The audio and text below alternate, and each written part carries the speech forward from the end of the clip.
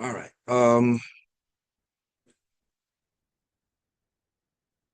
Let me go ahead and pull up that as well.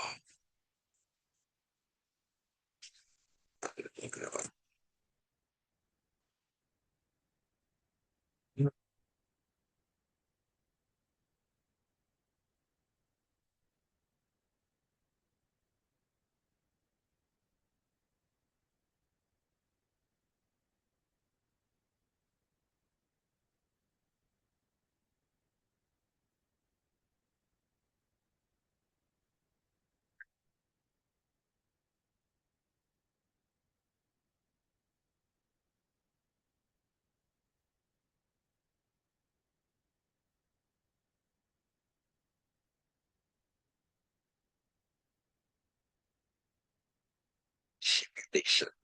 All right, let's go ahead and share the screen.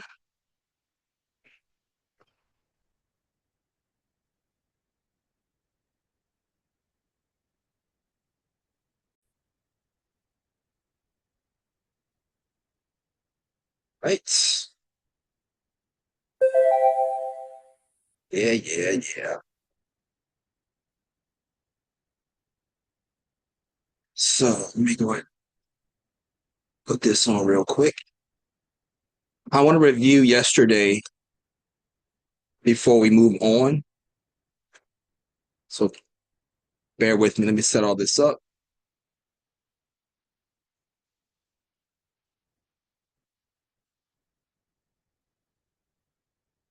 All right.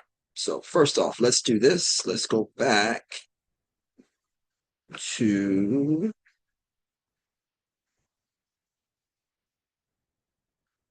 uh, all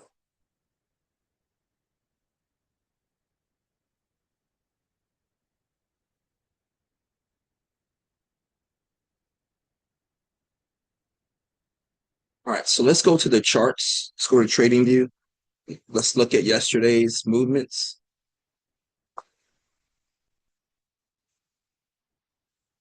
It was volatile.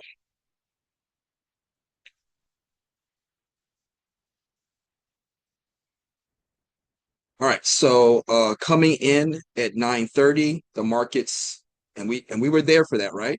We came in at 9:30. I predicted that the markets would go up and then it would come back down. That's exactly what happened. It came all the way up to 46.9, bouncing off of that 910, came back down hard to 46,690, 300 points. I love that. And then it did an organic move. Spread this out. We see an organic move up at 10 o'clock. That's when the real market started. And it just built all the way up until lunch. It built all the way up until about 1 o'clock. And then what do I tell you guys? Around that 145, that's when you kind of see the markets come back. Sure enough, they come back, and like I said, you always see a trap. Coming off that lunch, they're gonna drop the markets or opposite, depending on the sentiment. And then here we are now at about 1 o'clock, 1:30. Well, no, this is like 1 o'clock, 1:15, goes back up. 1:30, it drops again, and then that's when it starts building. That 2 o'clock is the real markets. And that 2 o'clock brings it back up even further. The high for the day was 46,990. And then it came back down at the end. So real volatile, a lot of range, a whole lot of range in the entire day. But here's what I want to show you. Let me show you this.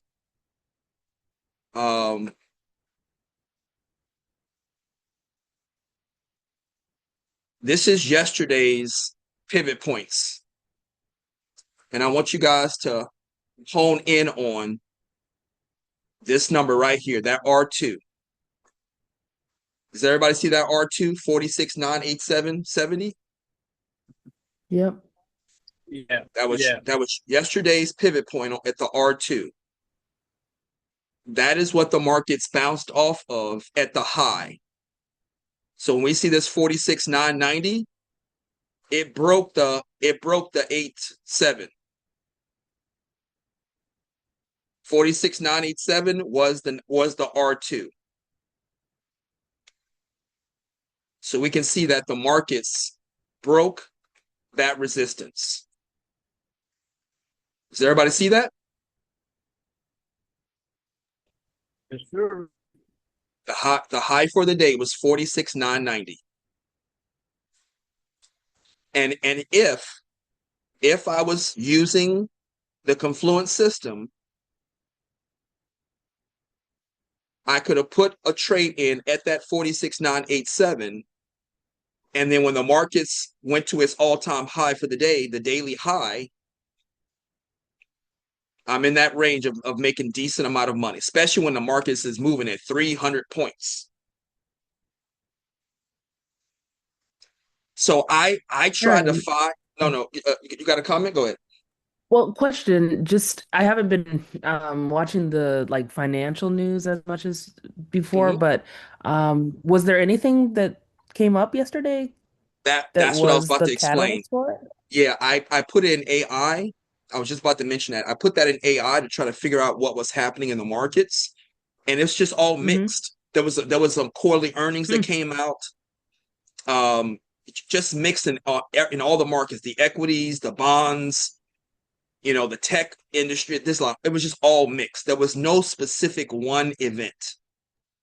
And the and Okay. the and the AI basically said the same thing. There was no one main event that just made the markets rise, but because there was because people were trading for different reasons. So if you understand price discovery, everyone has a different reason on why they're getting in the markets and why they're buying and selling. So the purpose or the reason behind the buying and selling is not important. Everybody has their individual reason. But whatever it is, the combined sentiment, the combined confluence, the combined consensus is the final result.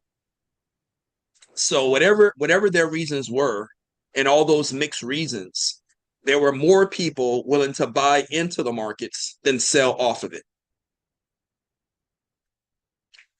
There was something that happened in China. Um, see if I can find that. I'm gonna put in. Well, I'm gonna put in exactly what I put in yesterday. Stock market news 2023, and it mentioned something about China.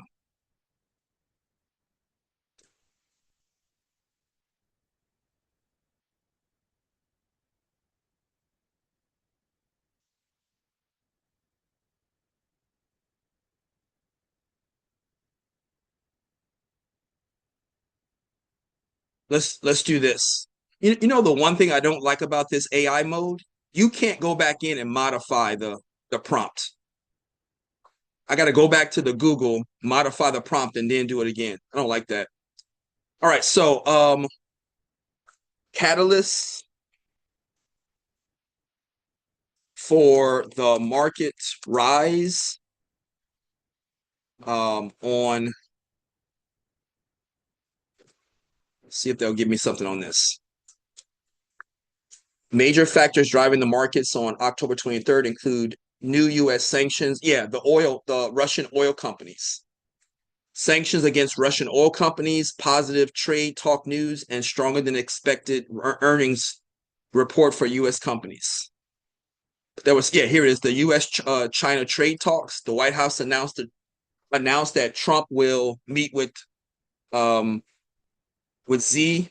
The news boosted hopes that stiff tariffs could be avoided, which helped push stocks higher. Um, there was some quarterly earnings that came out. Dow rose 13%, Las Vegas Sands rose 12%, and the American Airlines gained 5.6. Tesla actually did really good numbers. Intel did really good numbers. But there, and then obviously on the other side, the government shut down. But there was no one specific event. That was a lot of good news coming out on the same. I Yeah, don't know if and they had that's yeah. coordinated that or what, but Well, that's what I said about the price discovery, that everyone has a different reason on why they're hmm buying in, but the yeah. overall gist is, everyone combined is driving that market up. hmm Cool. And then the other side is that, it kind of echoes the what we were talking about yesterday, is that it doesn't matter what's happening with the economic events, because that's only a period of 3 to 6 months. And a lot of people are looking more long term and what's the overall market doing. So everyone kind of shook off um, the EIA. Everyone shook off the non-farm payroll, and it seems like nobody is really worried about the CPI for tomorrow if the markets rose that way. Now, I also say this, and I'll reiterate what I said yesterday. When you see the markets coming down, especially when you see large strides, where you see institutional manipulation, large strides going up with rallies where you see institutional manipulation, you should immediately understand that if you see the market going up in an extreme way, you know that they're going to short the market sometime after. If you see a long drag on the markets, you already know that the markets are about to rally. You may not know when, but when you see the manipulation with the market shooting up or the market shooting down, there's going to be continuous manipulation. They're just setting up the markets. They're setting up the trap. So I'm also want to kind of focus on this. The CPI is today. So is it possible that the institutions were driving the markets up in preparation for the CPI? Wow. Huh. I hadn't thought about that. Yeah, possibly. Given Hmm. that false sense of hope, that false sense of security, where everybody's now putting in a bullish trade.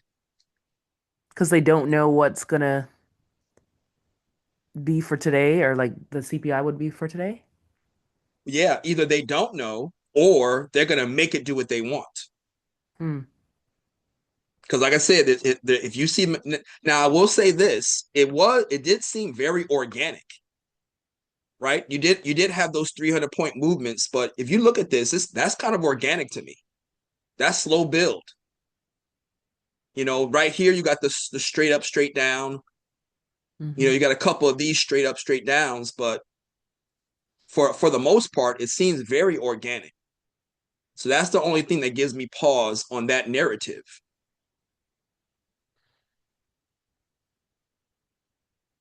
See, a very slow build, even overnight, very slow build. No straight ups, no straight downs. So with somewhat of an organic market, it doesn't seem like they're setting up a trap. Now, that doesn't mean that when we get closer to 8:30, that you won't see the market start moving in that way. But for the long term, over the entire day trade of yesterday and even over the overnight, everything seems to be moving organically. Does everybody see this? Yeah. No major ups, no major downs.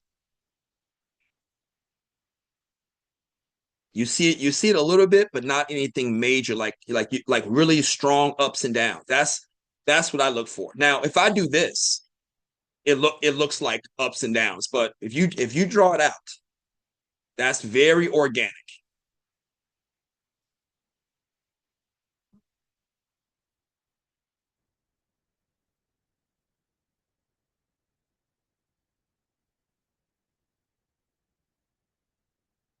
So Good we'll see morning, how. everyone. Good morning. Good morning. We'll see how all that plays out today. Yeah, it looked like they were scared off. Looked like the organics won versus the manipulators. It's Well, like, man, we I look at it the same way as that as well. Because keep in mind, I'm not always looking at the safe havens. We're not always like peering into the four horsemen. But sometimes I can see that as well, that if I don't see any major manipulation, I'm assuming that they have retreated from the markets. And if I go back to the bonds and the gold, and I'll probably see them retreating into the safe havens. But this is definitely, they're not heavily in the market. So whatever that was, a non-farm payroll, whatever that non-farm payroll was, that might have caused them to retreat. Expectation on the CPI might have caused them to retreat. And I'll tell you another thing is they're prepping. They're prepping for another trap.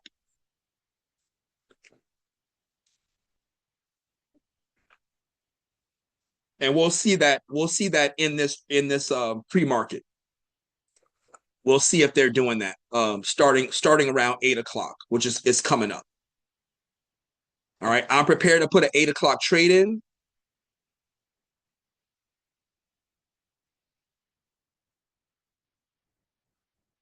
I think I have an alarm set for that. So we're going to try to put an 8 o'clock, 8:30, 9 o'clock, and 9:30 to see how the markets are going to move. All right, so let's go ahead and pick up on our CPI. I think I already started it. Let's see if I can find it with Gemini. Yeah, CPI. We put in our spins. I don't know why it's giving crude oil. That threw me off.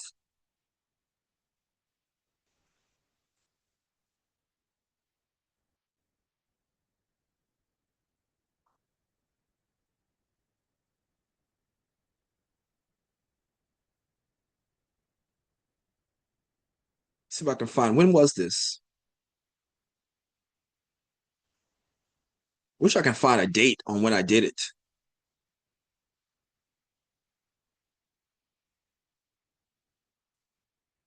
Hmm.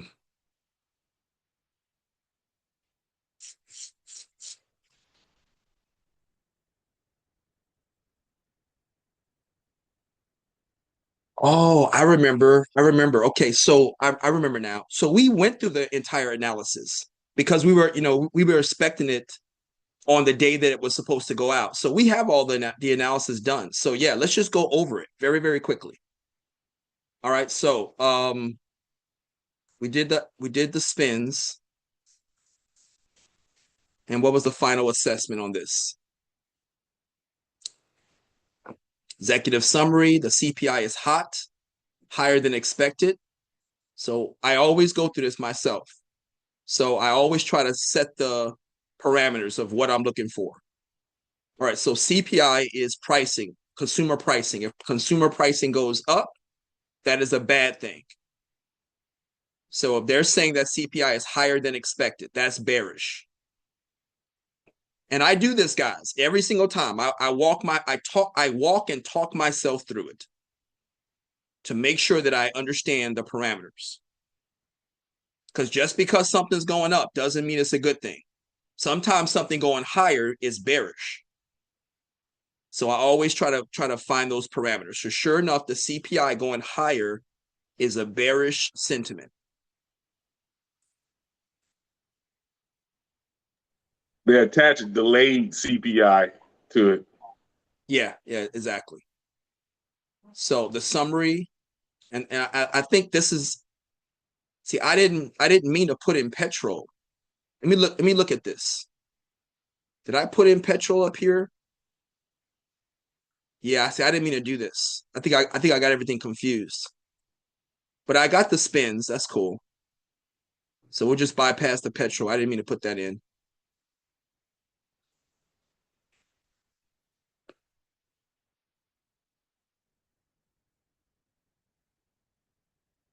Oh, I know what I did, guys. I know what I did. So I initially put in the CPI. And then when I did the EIA, I put it on top of it. Now I know what I did. So what I'm going to do is I'm going to copy this and then just start a new one. I see what I did. Yeah, you can't. I've noticed you have to, with the indicators, you have to have a whole new conversation for each one of them. CPI, Yeah. PPI. Well, that's usually what I did. I just made a mistake and put the EIA on top of it. I didn't realize that I was putting it on top of the CPI. So we'll start a new CPI here. Let it run through that spins. Let me go ahead and get now what I wanted to do on this one. Let me go ahead and try to do this. I know we're kind of running behind, but we got time. It's not till 8:30. But we do have a trade coming up, so let me go ahead and do that real quick at our 8 o'clock. We're coming up on our 5 minutes. So let me run it to our spreadsheet, to our Confluence. The chart price right now is sitting at 40. Oh, it broke the 47,000. Loving that. Last night the high was at 46,990. It went ahead and broke the 47,000. So right now we're looking at 47,080. 47,080. Let's see if that's close. So we need about 80 points. We need about 80 points to get to that high. I can't put it on the chart yet because we can't go up that much.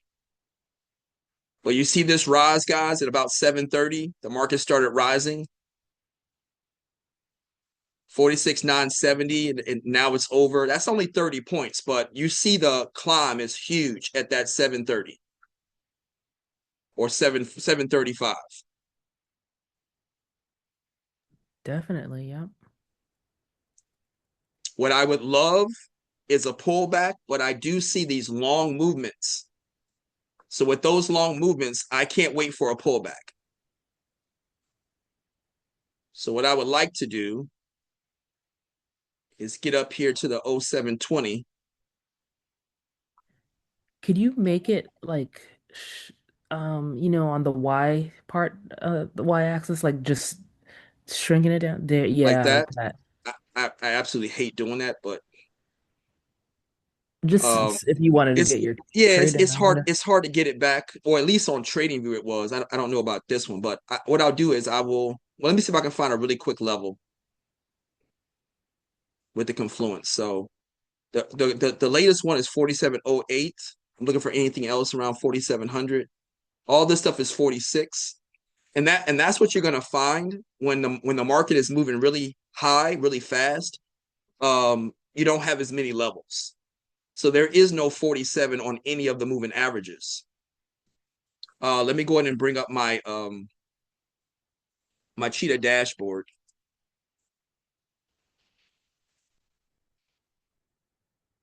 And I can look at my weekly, monthly, and grid. 47, nope. 47, nope. And then the grid is at 47. 47,050. Let's do that. 47,050.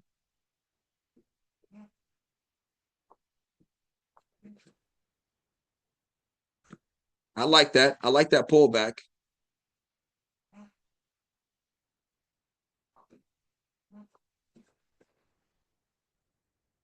Anything else? Where's the grid? Over here.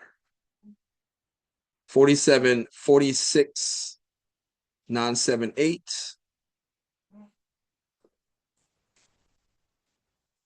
I would love to get in on that 4,700, but it's well past that. And I don't see it coming back down the way that this is moving. But I also don't want to put something in too far up. I don't want to miss the position or get caught in the trap. So here's what we're going to do. The 47 is a decent level.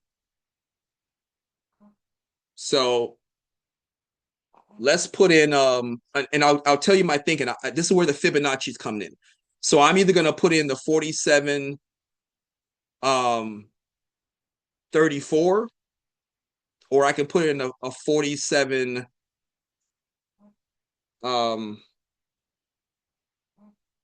what do we have? 5, 8, 13, 21. Yeah, I can do a 21 or a 34. It seems to be about it. Well, I think 21 is the way to go.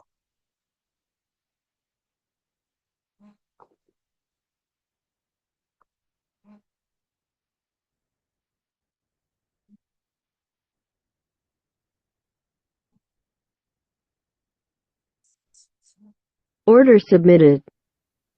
You guys saw what I did there?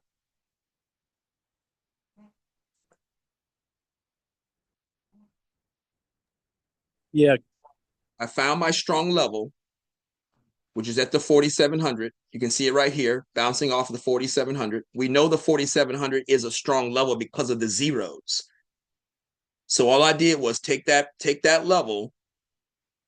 You know, I couldn't find anything with the charts, like the moving averages, nothing with the pivot points. The next one on the pivot points is 80. That's too far away.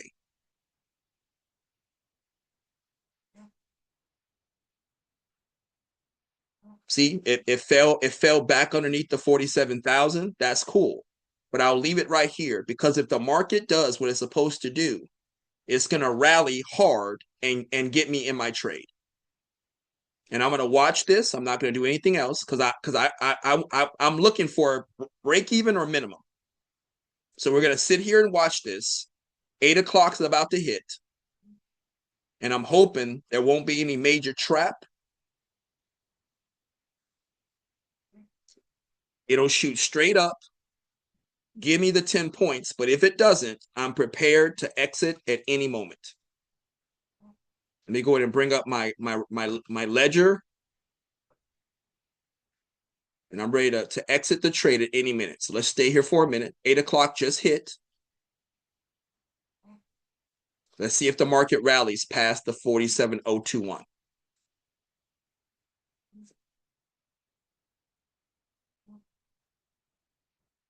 Notice that I did the 2-1 because it's a Fibonacci number, but I also did not want to do 47,020. Everyone else is going to use the 0. I don't want this trade bouncing off of that resistance. Does that make sense?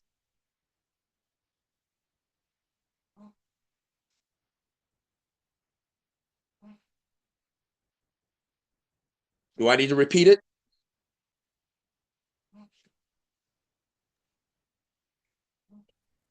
Hmm. Yeah, Just please, if you thinking wouldn't about mind. it. Okay, so when you use zeros, 99 percenters use zeros. So, and then even the institutions, knowing that they use zeros, knowing that they're looking at the levels, the markets are going to bounce off that resistance. If everybody put in 47,000 or 47,020, then the markets are going to bounce off that 20 and then come back down. But if my entry is at the 20, it's going to put me in the trade and then come back down. Does that make sense? Yep. So that's why you went to 21 Well, I did to it kind of because of the clear that. Fibonacci. I did it because of the Fibonacci number was 21, but I left it at the 21. I didn't round down because of that. Most people would have done what I did and rounded down to 20. Because like I said, 99 percenters love zeros. Mm-hmm. But it's a good place to be because even if it bounces off of the 2-0, I'm not being put in the trade. And that's not to say that it won't do a trap and put me in the trade anyway. Sure. Yeah. But Yeah. yeah, but I at least want to have those kind of fundamental principles in. Sure. That I don't want to use zeros, to kind of put myself in the trade. I'd rather put it in at 21 or 22 to give myself that little extra where I'm not being trapped in the trade. Now, I will tell you right now, we noticed that the market did not immediately go up. So I'm definitely watching this. I'm going to give it about 5 minutes. It's at 8:02 right now. If this does not put me in the trade by 8:05, I'm out. And the only reason why I'm doing this is because of this organic movement with the markets going up. I would not be in this trade if I did not see this. I'm hoping that it will continue this trend. But let's see. And Aaron, your goal is 10 points here? Yeah. Okay. My goal point is 10. My minimum is about 8, and my break even is about 5.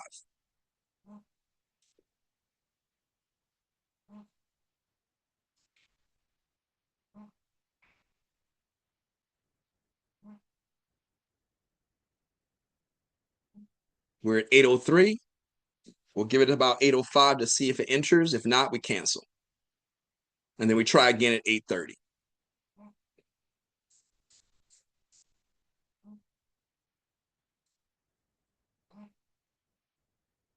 We all know that CPI is important.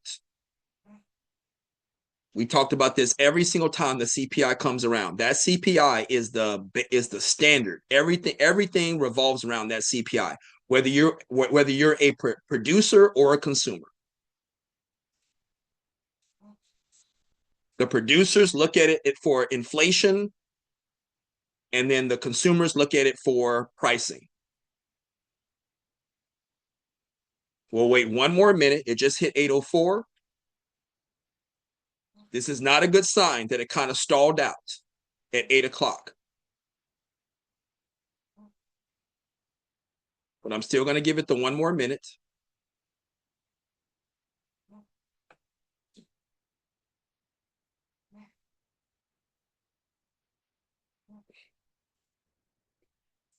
You got to use your time limits. There's 8:05. Order canceled. I'm going to cancel that. It never came back up. And then here's the other thing. I'm so glad that I didn't try to put it in at 17 or put it back in at 710. Now you understand why I went a little bit higher, because I would have been in the trade and it just would have stalled out. You always want to come into your trade.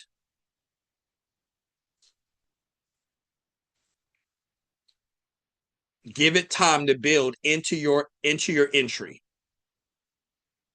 Does that make sense? I see you, coach. Always enter into your trade. Yeah, because that's protection, because then you can watch it in case something happens. There you go. So nothing really happened on this one. We see the kind of range that we have. The range is sitting, well, we're definitely looking at that resistance at about 47,000. Well, we can see the range.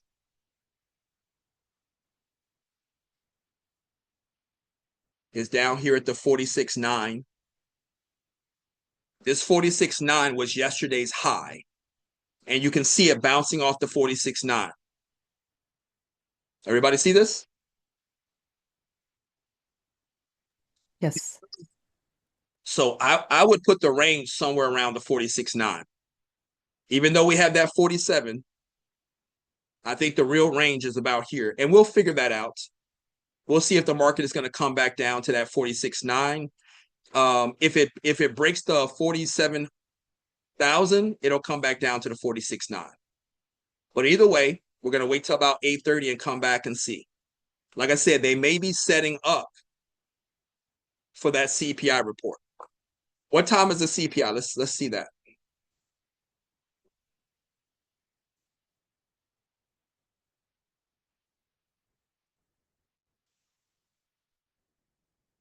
We have this on our fluid because it's a reschedule. So that CPI is at 8:30. So yeah, we got about 20 minutes. So let's run through this real quick. The final assessment for the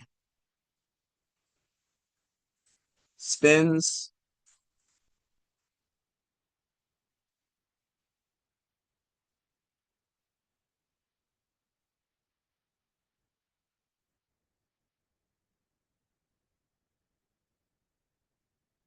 All right, let's run the echoes real quick.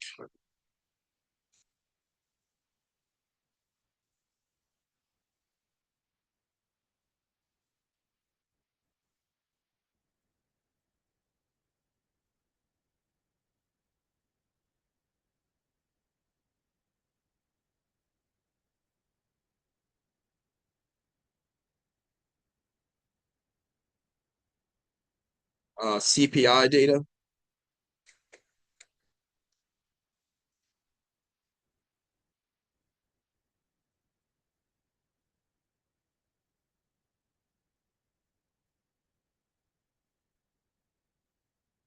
I'm going to get rid of these reports.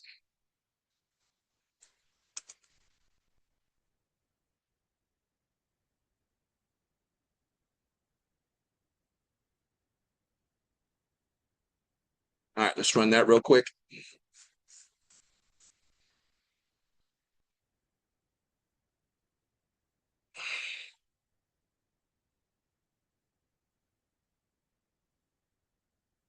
Rising crude oil prices and increased gasoline costs are expected to be the primary upward force of the CPI. Though showing signs of moderation, shelter remains the single largest component of the CPI basket. Housing is the largest component. All right. Lingering effects of U.S. tariffs on imported goods, especially from China, are also cited as an accelerant to good inflation. Delaying from its original due date. Singular focus for policy expectations. The Fed's rate decision follows just days after the CPI. That's right.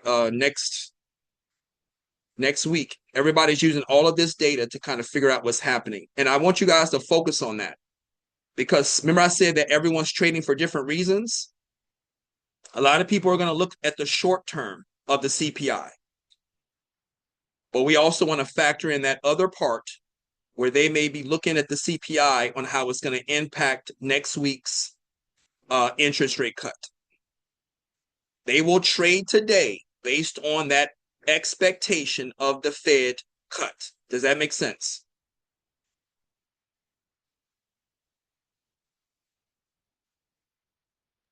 Yeah. Given all the uncertainty, that's about as certain you're going to get. There you go. All right. Hold fixed income. That's one of the first things that's traded with the CPI is the bonds. Major indices are a precarious technical position, consolidating just below recent highs. Now, that's something else that happened. I don't know what the all-time high is, but that was another catalyst that they mentioned. That I think it was the NASDAQ. The NASDAQ bounced off of its 52-week high.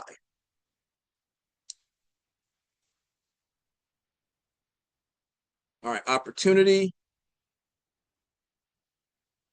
Risk for overreaction. If the core CPI comes in at or below 3%, the market will aggressively bid for risk assets on the narrative that inflation is firmly on a Fed-friendly glide path. This soft landing trade could propel equities to new all-time highs and strengthen the probability of multiple aggressive rate cuts. Risk for overreaction. If the headline CPI expects 3.3%, the narrative of the transitory tariffs will be instantly invalidated, forcing a sharp repricing of Fed expectation.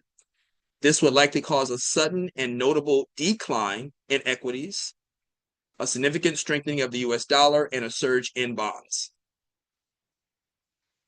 The market is pricing in a nearly certainty of a 25% basis point cut. So everybody's still expecting that 25% cut next week.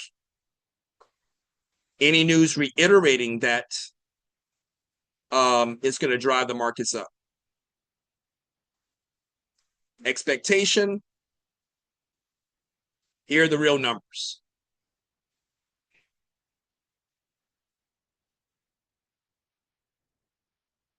Prior month consensus. Everything is the same. They're basically expecting everything to be the same.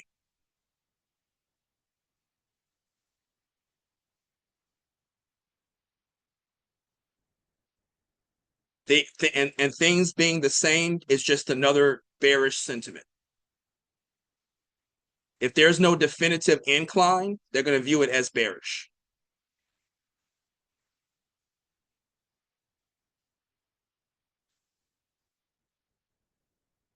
I don't agree. I don't agree with this. Excessive focus on the UK CPI. I have never heard of any any macro trader in the US focus on a foreign economic data. So I don't agree with this. Yeah, it says unreliable news notice. Yeah. Nobody's focusing on an economic data from another country. The only one would be oil and maybe interest rates. But outside of that, nobody's looking at UK CPI. The dominant sentiment is a dovish bias despite the anticipated slight rise in headline inflation.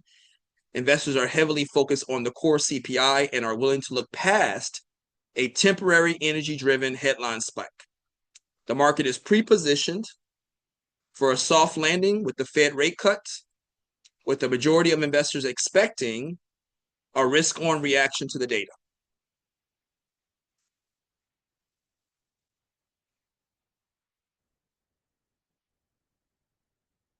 All of this shows me that the markets are bearish.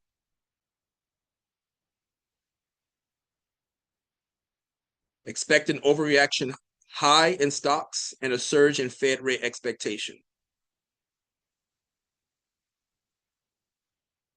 So this is saying the same thing that happened yesterday. The markets are going to rally first and then drop. So we're going to trade based on that. Let's see where the markets are. Yeah, see the markets are falling underneath that 47,000, which I was expecting it to do that. I'm now trying to see if it's going to rest around that 46,990. We're going to see if the market comes back to that 46,990.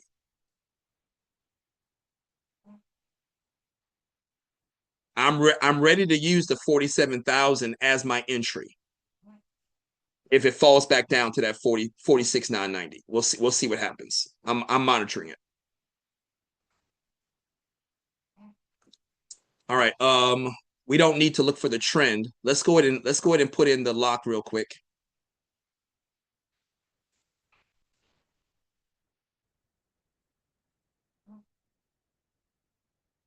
I'm gonna use the old version just so I can put it in.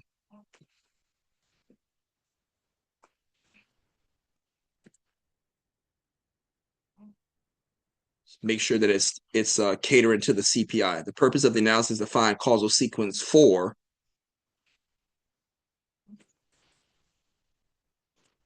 the CPI.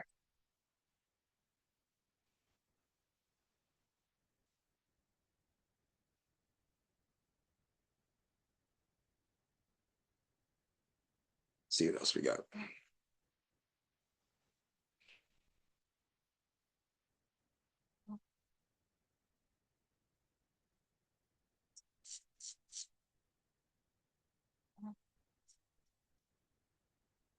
All right, so I'm going to go ahead and load up the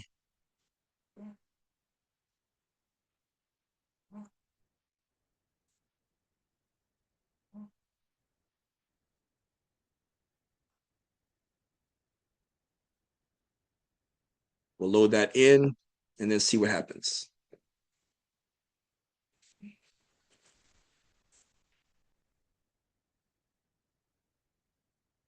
Do you see how I'm putting this in real quick, guys? This is what I want. I want to be able to copy and paste directly in. I don't want to have to go get 15 different documents trying to figure out what I need. But this is what we're going to work on tomorrow.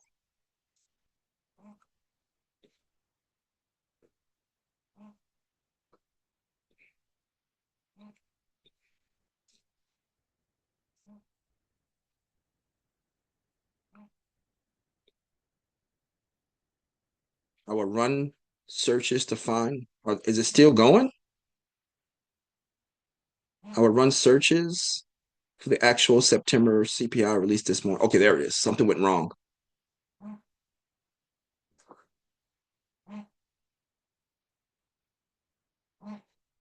I'm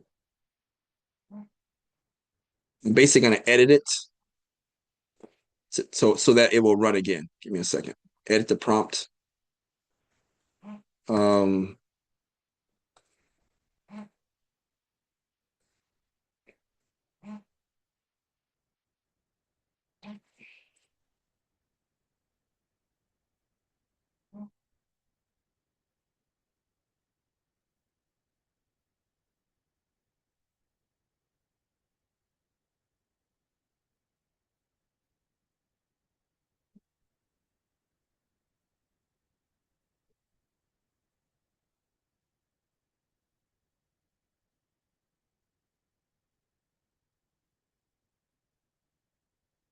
so let's see if it'll run that. We got about 10 minutes left.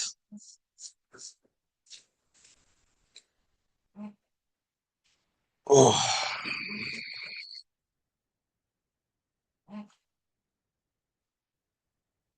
see if I can find any more levels here. Yeah, we seem to be stuck between these two right here. 46,987. And I don't know if it's going to get all the way up to that 4780. We're going to see. None of the moving average because it moves so high in such a short period, none of the moving averages is given anything in the 47 range. So the confluence system is not going to work. But as I told you, I have backup plans. Could you say that again?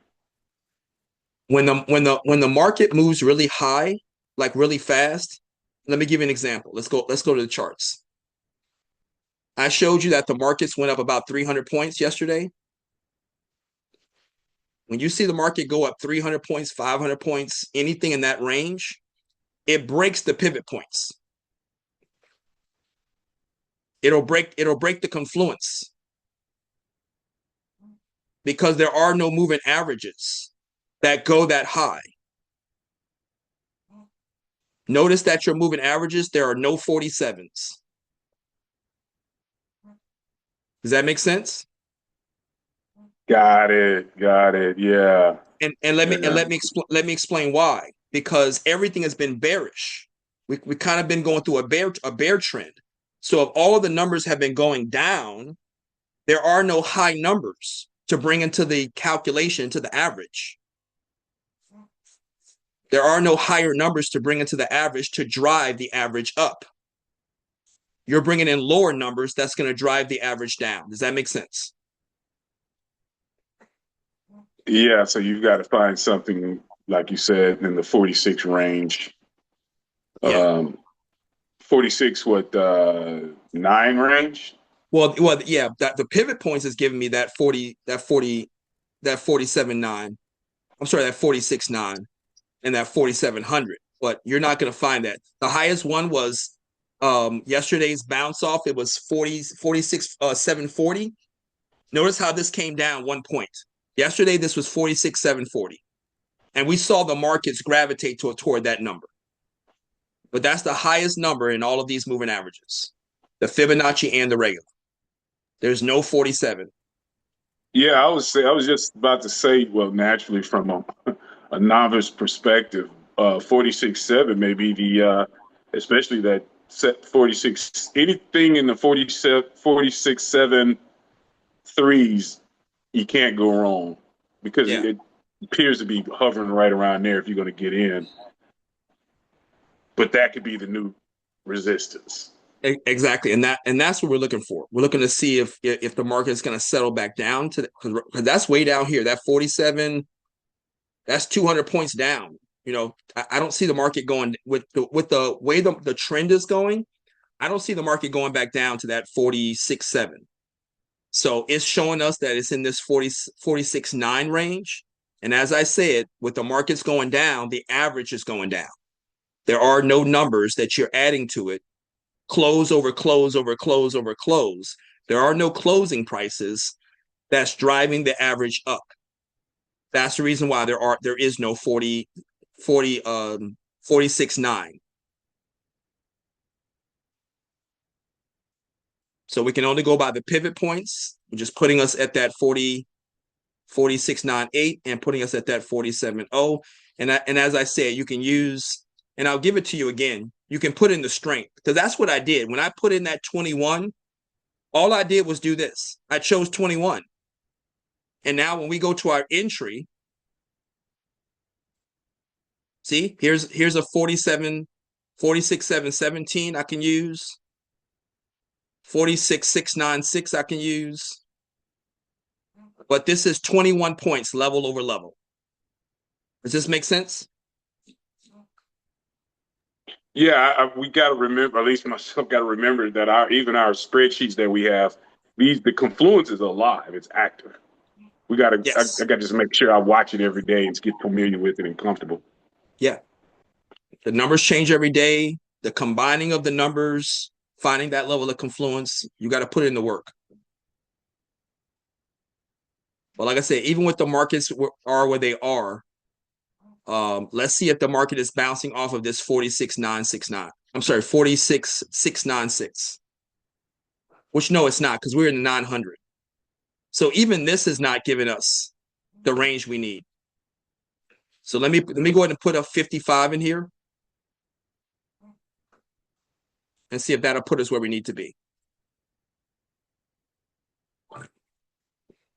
That's still not enough. So I'm going to go back and put in the 89.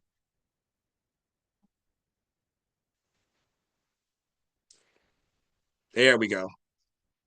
Now I got the 46.94. I got the 47.03. And I can always take this back to my grid and see if anything matches. So 46.94. Nope. And then 47.031. Nope, that doesn't match up either. So I'm just going to stick with the 40 with the pivot point, which is the 40 was a 46.90. It basically was the high of yesterday. And then we also see it bouncing off of the 47,000. That's exactly what it's doing, guys. It's bouncing off of that 990. And I told you that if it did that, I'm going to go ahead and put in a buy at the 47. Well, once again, I want to put in the 47.1. Everyone else is using that 47,000. Order submitted. We got about 4 minutes until the 9:30. I'm sorry, until the 8:30. Let's see what happens. Now, the AI told us that it's going to rally first. So we're going to watch this like a hawk and see if we get that initial rally. And we're ready to sell off at any moment. If it doesn't give us our goal point, we'll take a minimum point. The goal point is 10. The minimum is 8. The break even is 5. Looks like a good setup, Coach. I appreciate you.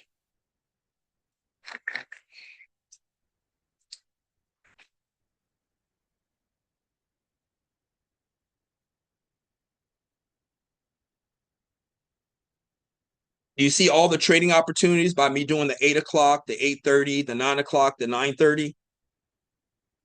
But this is on the premise of trading an 8:30 announcement, especially something like the CPI that has a lot of expectation.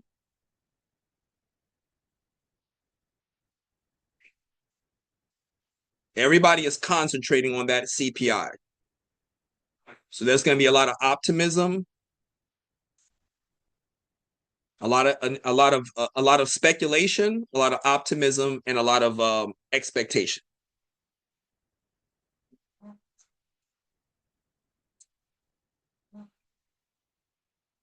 See the market ride right into it. Come on. Come on. Come on. Almost. But it's not 8:30 yet. We're still at 8:28. Order filled. There we go. What the heck did you do? Please check the order price. The current price is outside the price limit set for this product. What? I'm in though. Yep. I don't know what that error message was, but I'm in before the 8:30. I'm loving this. I'm going to get 20 points out of this. Well, I'm gonna get the 10, but I'm pretty sure I could probably get about 20 points out of this. Well, let's see what It's like happens. it's like the sister's like, hey, you ain't supposed to do that. Yeah, right. Right.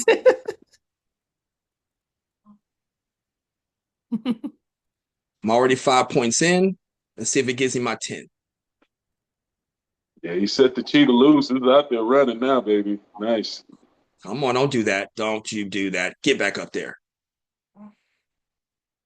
I don't know about you, but I talk to the charts, guys. We have full conversations. You gotta talk it through. Come on. You need that song, please pump it up. We Yeah, gotta right? pump it. It's still not 8:30. Let's hope it doesn't go into. There we go. 8. Beautiful. Come on, give me my 10. Let me pull up my ledger in case I need it. There we go. 12 points. I thought I had a 10-point in. You know what? I think this is the same thing that happened to me. It doesn't have the bracket. Oh my gosh.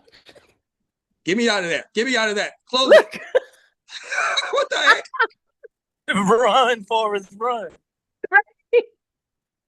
Oh, here's my positions. Give me that. Yes. Close all Order positions. filled.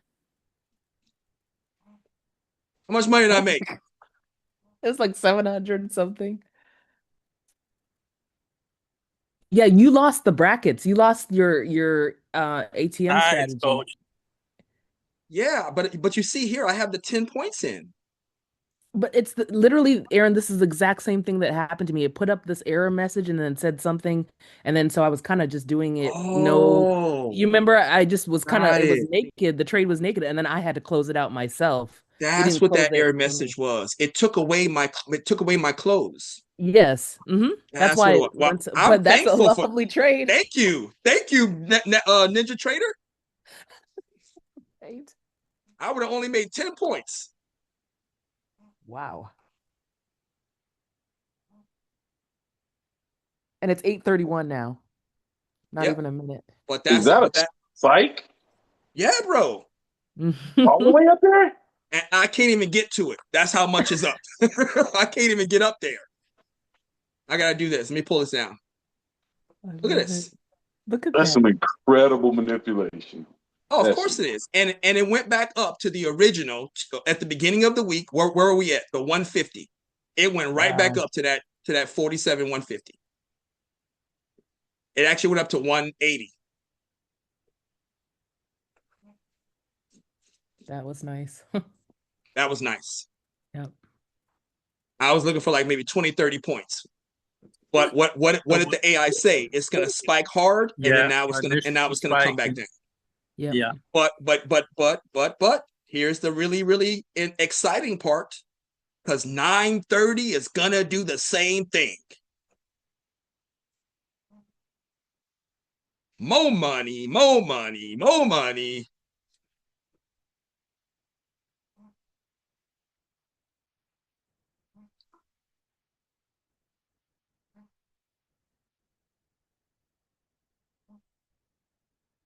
Yeah, I made $845 on that trade. Nice, coach. And notice I got out. I could have easily stayed in. You saw how far it went up. Get me out that trade. Give me my money. And now this is that concept that I tell you where you use house money. If I just made $800, nearly $900, I can now take a portion of this and then put it in for that 930 trade.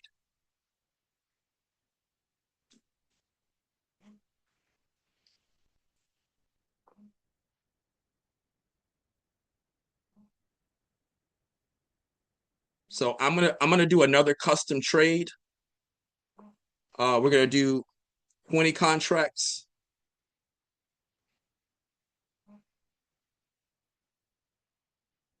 We'll put 21 in for the stop loss. Profit, we're gonna because that thing went up. Let's see, that thing went up I got in at 4,700. That thing went up to 180, 180 points. If I can get a third of that, I'm happy. A third of 180 is 90. No. A third of 180 is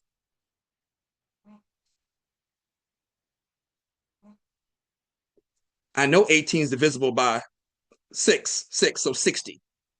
60. So if I can get 60 points,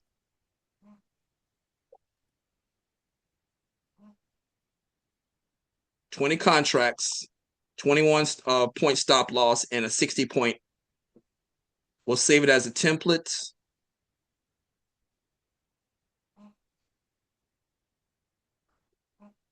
I'll put it in as a MYM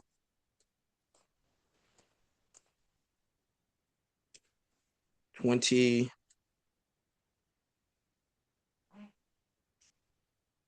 2160.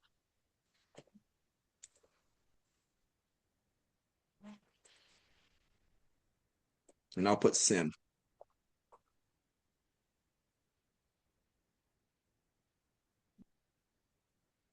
So let's make sure that's the one I've selected. MYM. There we go. We'll put that in and see if the markets give me that problem at 9 o'clock. So let's go back here.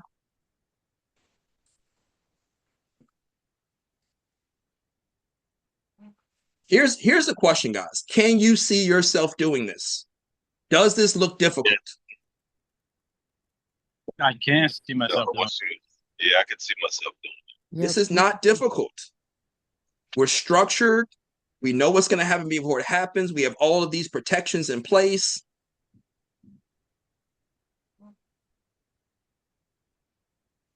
Getting we're gonna in early and actually seeing it is on charts is a game changer. That's very significant. Mm-hmm. So, and then here's the thing. I'm going to do one at 9 o'clock and 9:30. Mm-hmm. I just got to and I'm going to tell you the 9 o'clock is predicated on how far the market comes back down. I'm So if definitely it doing stays 9. up? Yeah, if it stays up, I'm Yeah. not sure, but I would like to see it come back down. Mm-hmm, me too. So like if you see it, because that's always my thing is that if it stays up there, then I'm like, okay, nothing goes on forever, right? Yeah, So yeah. you would But just adjust it down like as far as the number of contracts, or would you do or like the yeah, points on contracts? Okay. yeah. Adjust Mm-hmm. that because the 9 o'clock interval is not pivotal. Like it's not a major interval where the institutions are setting traps and all of that. But Yeah. because of what we're doing, we definitely want to see if we can get it at that 9 o'clock. But either way, whether we trade the 9 o'clock or whether the markets come down or not, we're still trading the 9:30. Mm-hmm. That's locked in. We're definitely doing Yeah. that. But I'm going to try to get a little bit more in at the 9 o'clock. But like I said, based on the amount of contracts or the amount of points or how I structure the trade, it will be based on how far the markets come down in the next 20 minutes. Okay.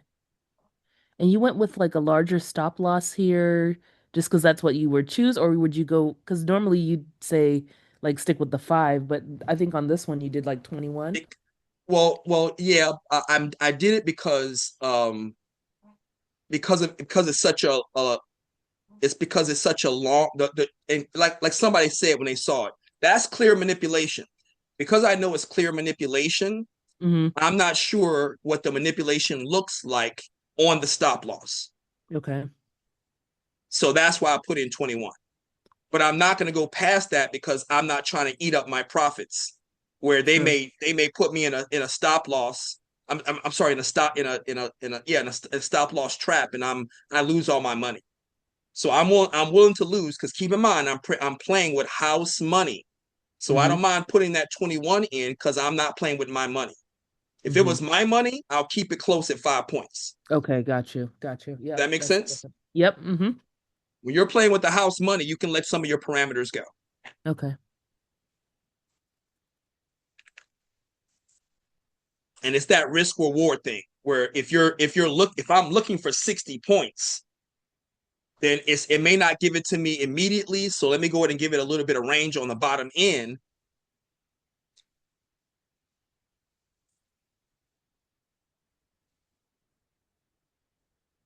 See, that's what I'm looking for right there.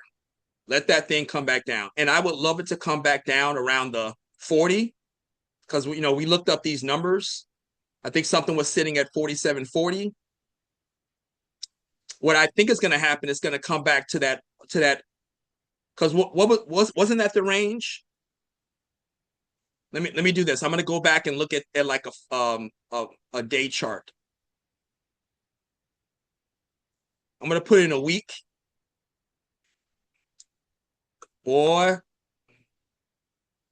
I'm never, ever, ever, ever, ever, ever, ever. That's never going to make sense to me. They do that crap on purpose. Yes. And let me give you an example. The NFL is now on Prime. Did anybody know this? Yes. Let me show you, or let me give you an example of what I realized yesterday. I've been turning on my Fire Stick for years. For years. And there are new episodes, there are new TV shows, new movies coming out on Prime. I have never seen Prime load up a TV or a movie. But do you want to know what Prime does when the football game is on? When I turn my Fire Stick on, it loads the game up.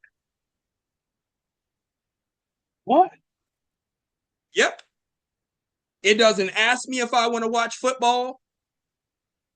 If that game is on and I turn my Fire Stick on, it's going to turn the game on without me asking. Because it wants viewership. It can count me as a viewer in their statistics. Does that make sense?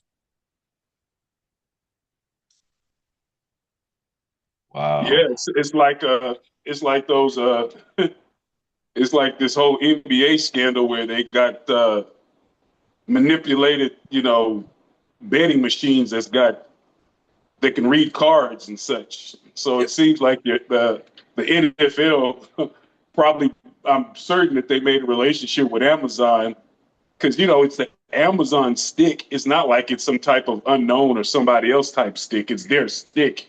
Mm-hmm. So they already know it's like, look, we can give you all these extra backdoors because we got all this data. People going to get this stick. We can't really be regulated by it. If you want to pay a couple of extra dollars to be the first that they see, here you go. I'm sure there's some backdoor arrangements because the Amazon stick, it's like going to the casino and you got cheat code sticks. Yeah. But the point that I'm making is this. That's the reason why they give you candlesticks. They want you using candlesticks. And no matter what you put on that chart, as soon as you click off, they're going to put it back on to what they want you to use. It's a part of the manipulation. Does that make sense? Yep. Yeah.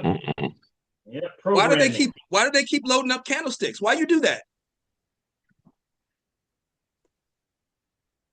Because they know it's manipulation. They know 100% it's manipulation. Go on and use that candlestick, man. You'll be okay.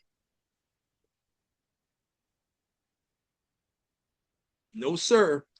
All right, so the original range was back here. Remember we talked about this range? It was sitting at about 40. No, let me go back because it was 47.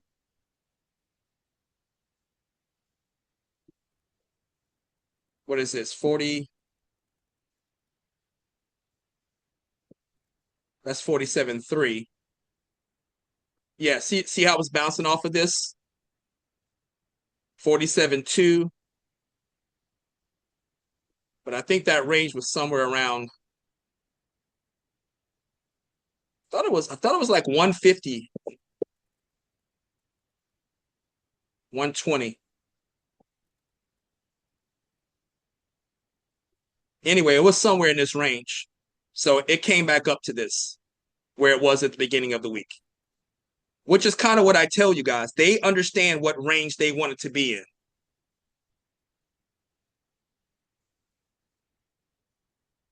And they drove the markets back up to this area, to that 150.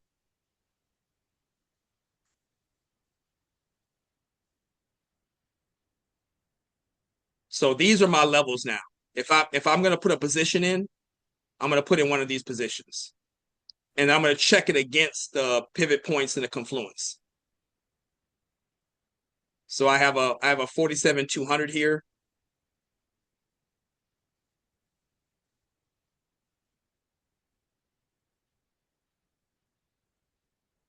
Yeah, it bounced off the 200. So let's go back and see. Now, once again, it just rose again. So our pivot points is even more broken. So my next one is 47,173. And then 47,236.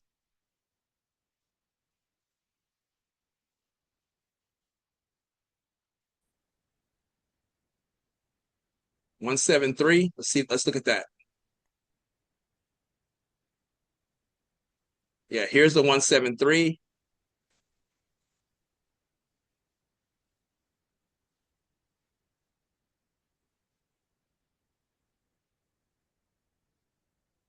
Let me look at my grid real quick.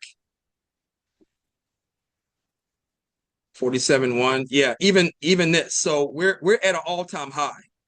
So I'm out of parameter. I'm out of this. I'm outside the range. My job. I am outside of the range. So we're flying blind over here. I can only rely on my pivot points. So 173.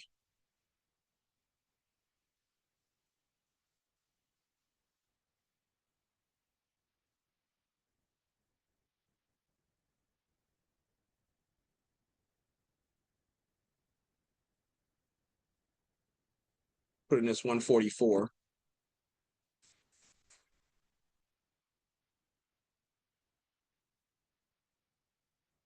I have a 107.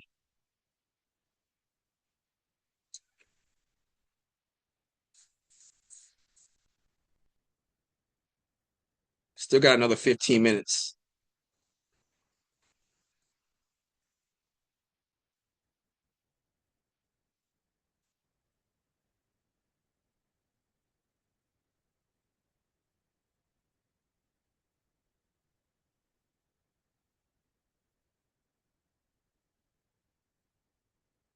Now, I'm going to go ahead and introduce this, guys, because it happened.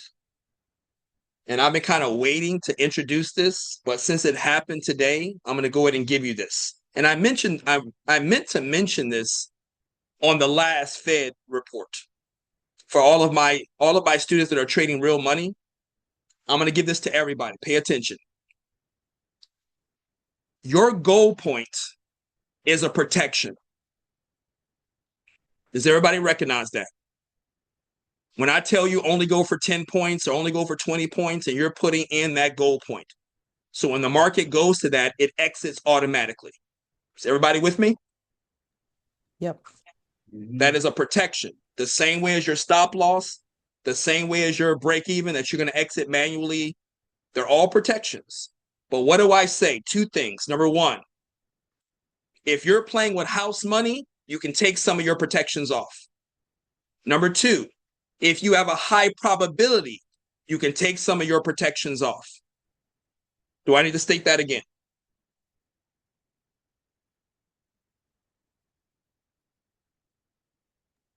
No, we got to see it live. Exactly. So that's what I want you guys to understand. When I tell you that you're going to make a crap load of money at some point or on specific trades, you're going to remove your goal point. And then what did you see that I made today? You're going to let the momentum organically exhaust. You're not putting any cap on how much money you can make. But I want to state again, when do we use that? We only vacate our goal point when we have a high probability, typically above 90%, or we traded at the 8:30, I made some money, and now I'm going to trade at another interval, and I'm playing with house money. I can remove some of those protections. So let me give you this final summation. You should only be using that strategy on about 1% of your trades. Maybe 5%, but it should not be a regular standard occurrence where I want to make a lot of money, so I'm never going to use a goal point. The goal point is a protection. It needs to be a part of your break-even strategy. It needs to be a part of your protection strategy. But there are key moments and key opportunities where you can remove it to maximize your profits. I'm going to say it one more time. That should not be a standard practice on your trades. Everybody with me? Too late, I'm gone. No, we're with you, coach. But you can literally make this kind of money on like I said, if you're trading one time a week, one trade one time a week, and you're trading four times a month. If one of those trades can be one where you're taking where high probability and you're taking the cap off, you're gonna make a crap load of money. But I don't talk about it because my main thing is to keep you safe. Even though I know that there are mechanisms in place for you to maximize your profits. But if we focus on that, we've lost the whole purpose of what we're doing.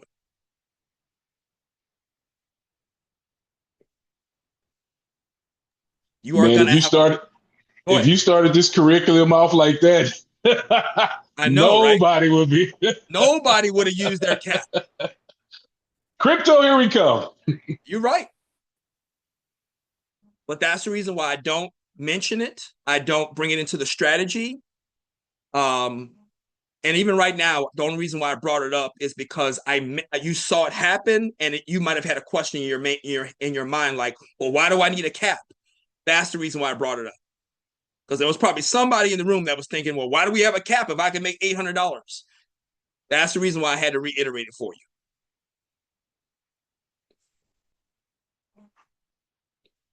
Leave the protection in place.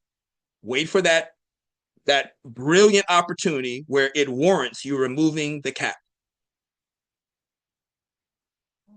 Because if you can do 300, 300, 300, 1,000, even if you can do 300, 100, 100, 1,000, that one trade, whether that 1,000 happens every month or every other month, it's going to make up for any break-evens or losses that you have or missed opportunities. Does that make sense?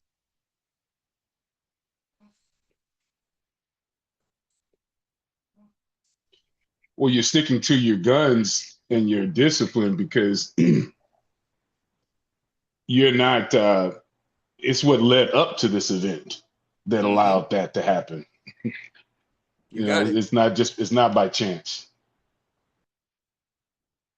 So I'm going to put in 47,170. I'm going to do 10 points. I'm not going to do 20. We're playing with house money, so let's just see if we can take a little bit of that money and put it back in. Order submitted. We still got about 7 minutes. I should have waited till about 5 minutes before, but I'm going to go ahead and put it in now because that's what happened last time. I got in early, and it started early. So we're going to kind of do the same thing at the 9 o'clock. Notice that we're giving it plenty of room. I'm not going to put it too close. This market may come back down. So we're going to give it that spread, put it a little bit higher. But if it did 180 points, it should be no problem for it to go from 130 to 170. Everybody agree with that?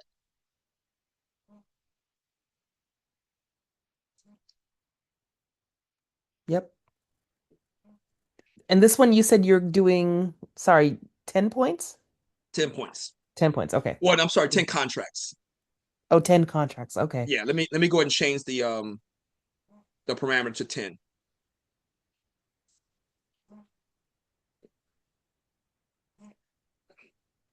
But I only did 10 contracts. No 20 contracts, no major points. 10 contracts, 10 points at 9 o'clock. It's currently at 1:30. We got about another 6 minutes before the interval comes up.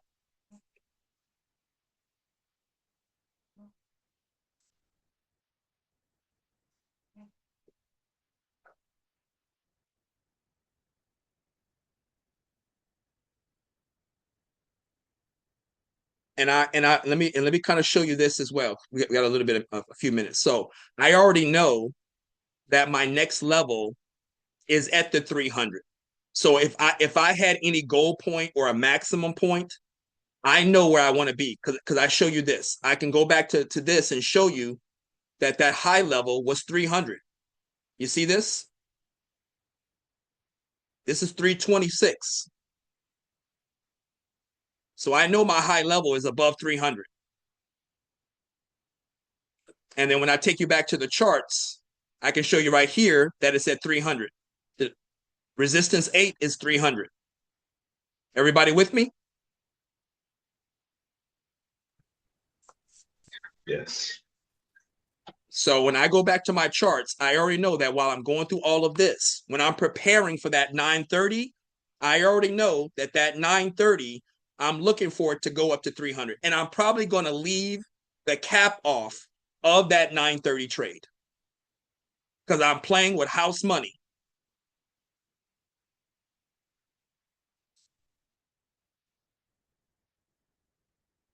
But I already know where this trade is potentially able to go up to that 47,300. Go ahead. Now you said when you leave the cap off, can you explain that a little bit more? The goal point, like inside of the break-even strategy, Right. inside of your break-even strategy, there is a break-even, a minimum, and a goal. And the goal point is the automated trade where it automatically takes you out of the trade when you hit that point. We're not going to put in that exit. We're not going to put in the goal point.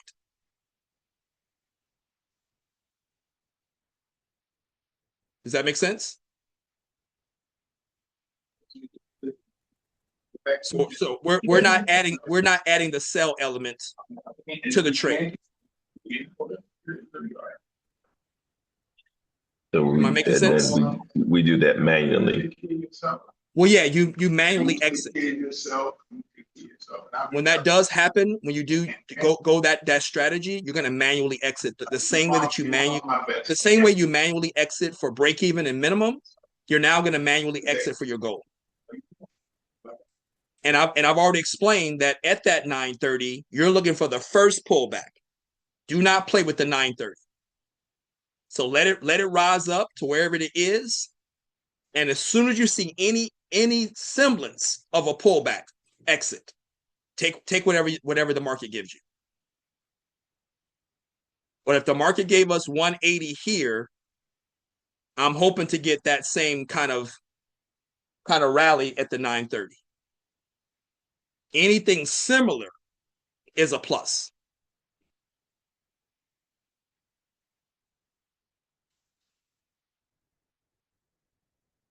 And I'll show you what that looks like after we get done with this trade. We got 3 minutes left, guys, on this 9 o'clock trade. It has come back down to about 110.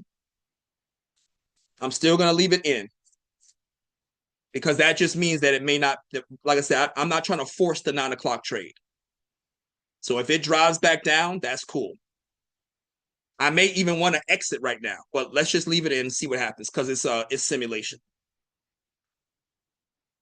Now, if this does come back under that 100 because of the zeros, I am going to exit out. It's sitting at 109. We got 2 minutes left. If it breaks that 100, I'm exiting.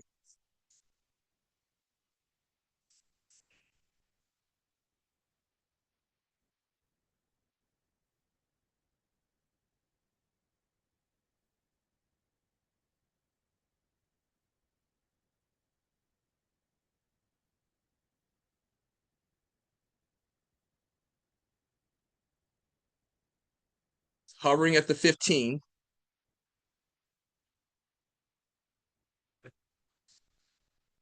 And this is where the amateurs come in. The amateurs will drag this down. When the market goes down, they'll drag their entry down. Do not ever do that. You saw what happened yesterday when I did it. Don't chase the markets. Don't chase the falling knife. Leave the position in. If you see the markets coming down, just cancel the order, reposition, find another entry. But do not drag it down as you follow the market going down, because it'll spike and put you in, and then you're all messed up.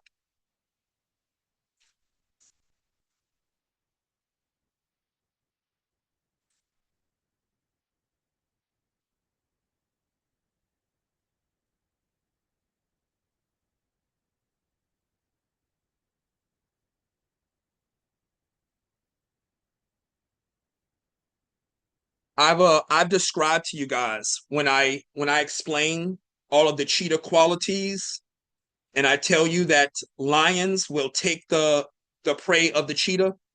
You guys ever heard me explain this?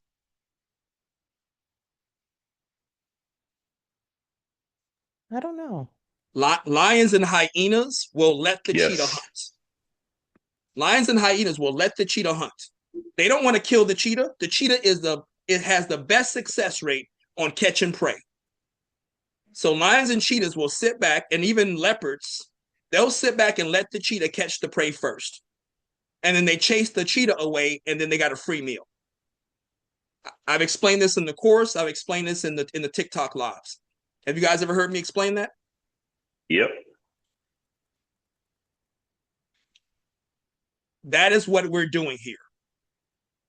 This time, we are watching them hunt. Remember I showed you that picture that we're sitting there letting them hunt? We're watching the institutions hunt. And we're sitting there waiting for the prey. Because when this market spikes, we're going to eat.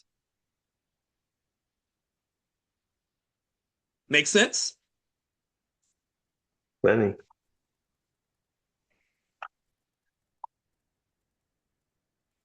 All right, so it's after 1 o'clock.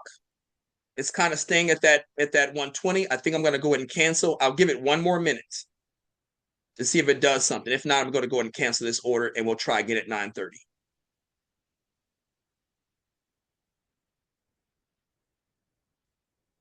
Like I said, it's not a major interval. The 8:30 is major, the 9:30 is major.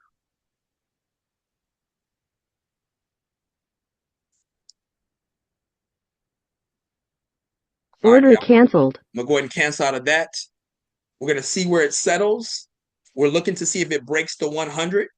Does it break that support of 100? Or is it going to come back and test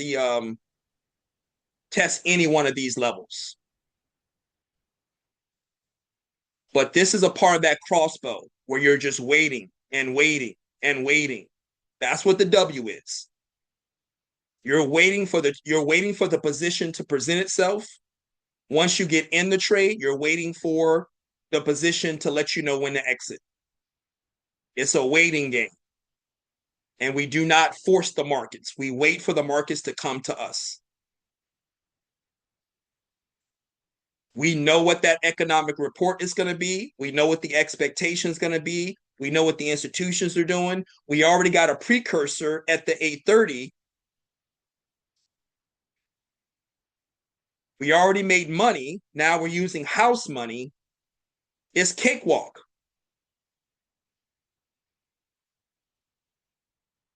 Remember that mentality that I told you? We don't guess, we know. That's what this is.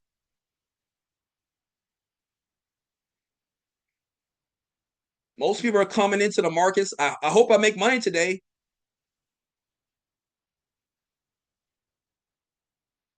Guaranteed trades, guaranteed money, steady profits. That's what this is. Especially when you can maximize with these different types of strategies.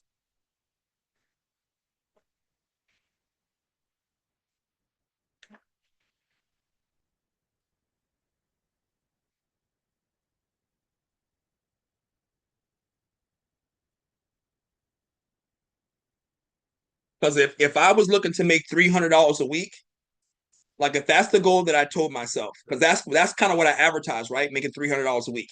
If that was my goal of making $300 a week, guess what? I already made 3 weeks worth in one trade.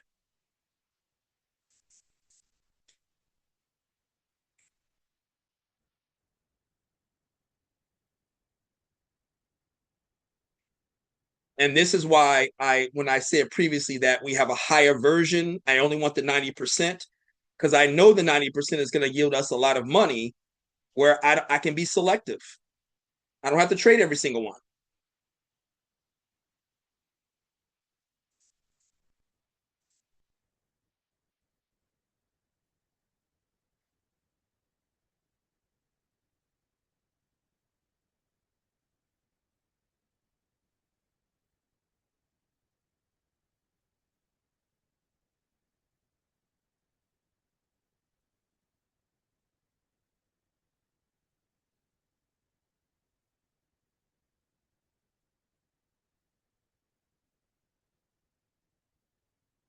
This is the hardest part, waiting, because you feel like you need to be doing something.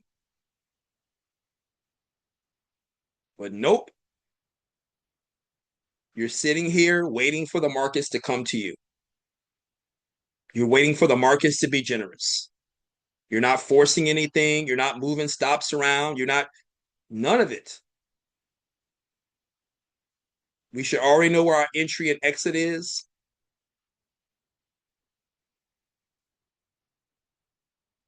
You guys saw me go back and look at the previous price action. I can show you that real quick. That's the reason why I did a 5-day, so I can see exactly where the higher levels are. So sure enough, 200, 300, 340, or 330.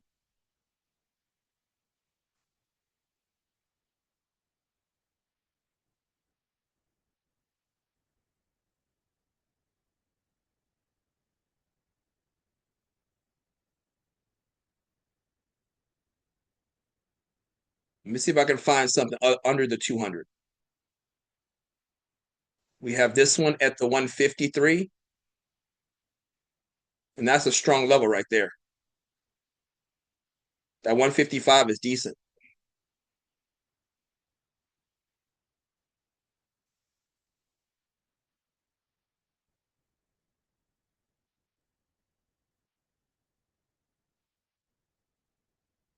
There's a 200.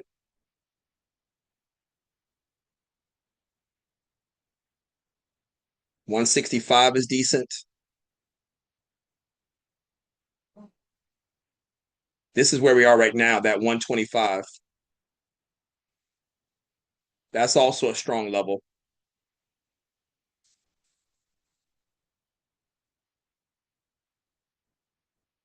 So it's actually 160 is the strong level, not 150.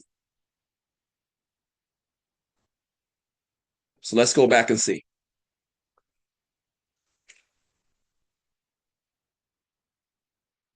So I can either use this 150. I think I might use this 155. I did see that number on the chart. 155 or 165.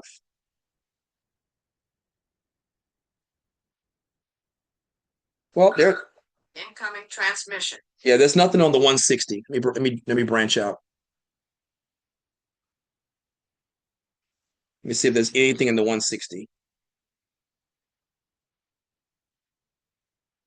No, I got to either use the one.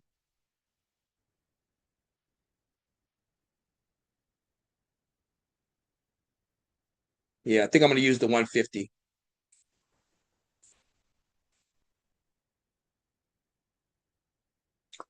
We got plenty of time though. It's not till 9:30.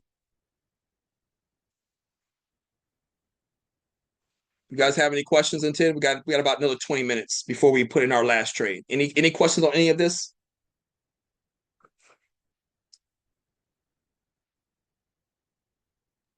When we're looking at it, we can, go to the spreadsheet and use what we have in there, right? For our like resistant levels and pivots. Yeah. I like the way that the market is moving, because I'm showing you how to maneuver around the long ranges where basically the confluence kind of breaks, where you don't have the moving averages where you can use. But like I said, you just stick to the pivot points. Yeah. I've given you half measures. So you got plenty of pivot points going up. And then, like I said, if you really, really want to, you can always add a Fibonacci number. Mm-hmm. So I can take this and add a 21 to it, or a 55 to it, or whatever. Now, and let me tell you how that works. So let's say that right here, there's a, like, let's say there's a 0.80, right? And I wanted to put a 55. How much would 55 be added onto this? It would be like 135, right? If I added 55 onto this resistance 5, it would be like, about 135, right? So let's say that I want to add 89 to this. That will put me at 169, which is right close to this. You see how that works? I just created confluence by adding 89 to this. Okay. That's now 169, and this is 173. So you can always add on Fibonacci numbers and then look for confluence. Make sense? Yeah, so like when you say confluence, you're saying like look at the actual Similar. chart. Yeah, even the chart movement. I love that too. So let's even do that. So we add 89, that puts us at 169. You got the actual level for pivot point, which is 173. Let's see if we can find something around the 169 and the 173. Okay. On the actual charts. Well, let me go to Trading View, because we got to go back. So 169, 173. 69. And a bit of you know how this works, finding the clean lines. So 173 is here. That's not really that strong. I see a little bit. Well, it actually is. I think it's a strong, that is pretty good. If you look like where your head is, yes. The 173 is actually pretty strong. So we know that pivot point is on point. So we can come down a little bit to the 169 and see if we see anything else. I see a 165, 164. So yeah, the 173 is on point. Cool. And by adding that confluence to it, you can see that by adding that Fibonacci to the previous number, you can still find confluence. Yep.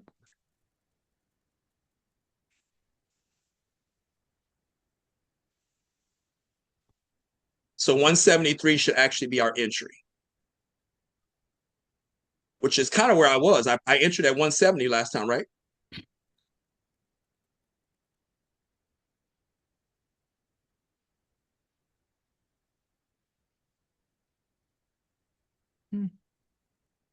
I see that slow build. I know, it's looking good. Yeah, but we still got another 15 minutes. Mm-hmm. I'm gonna put this final trade in, but let's. Now I'm understanding more about what you're saying about when you say like a slow build and it not like, pulling back so hard. Yeah. Like you see at the beginning where after you traded, then you see all the manipulation in there where it's pulling back very hard. Yep. When it's like nice and smooth. That's what we want to see. Like this, right? Like this jagged stuff. This is dangerous. But we see this right here. I love this. Yeah. Love the slow build. Let it cook. If it pulls back a little bit more, I feel a little bit more comfortable, because then I'm like, okay, at least I'm not. Because what I don't like is, you enter in and then it, it starts to turn around on you, right? So I want to see a nice pullback and then I could go. Yeah. But I see it bouncing off of this. That's something I'm always doing, especially when you're looking at current price action. I want to see what it's bouncing off of. So right there, it bounced off the 140. I can go back to my confluence to see if I see a level at 140. So like this is all the waiting game. This is all to find the rhythm and range. Go back and forth between your charts and your confluence, your pivot points, your moving averages, all your different numbers and see if you can find strong levels.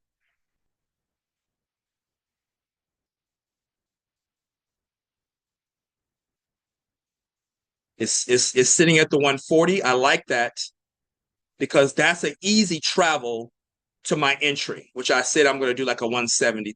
I know 173 is the level, but I think I'm going to put it in at the 6.9. Where's that 6.9 at? Yeah. So let's do this. I'll put it at 6.9.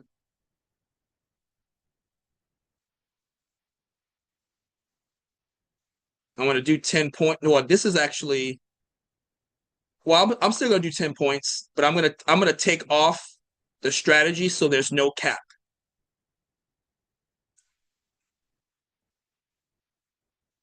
So once again, 6.9, 10 contracts. We got another 15 minutes, but I'm going to put it in Order now. submitted. And we'll just sit there and wait.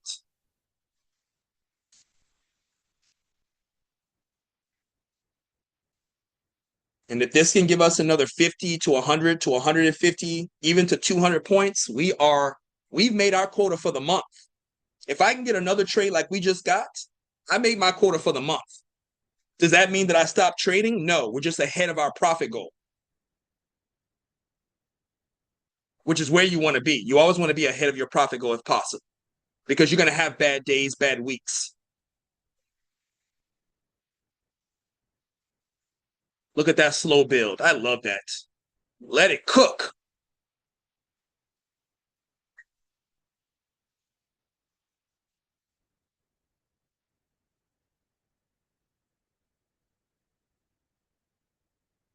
Do we have any other questions, guys? We got another 15 minutes.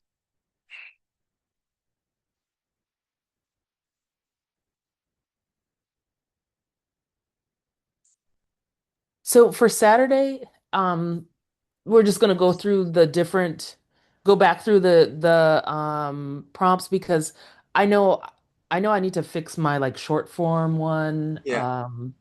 whatever, but what's our plan?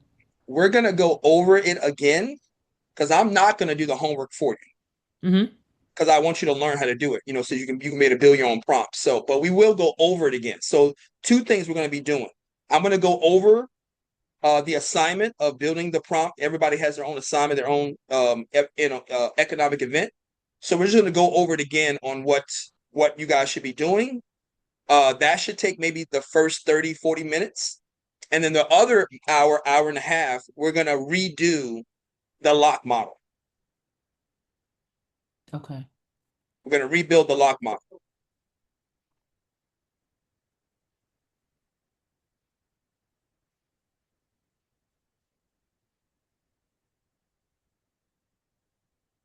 So this is still sitting at the 140. Our position is in at 169. Still got another 13 minutes.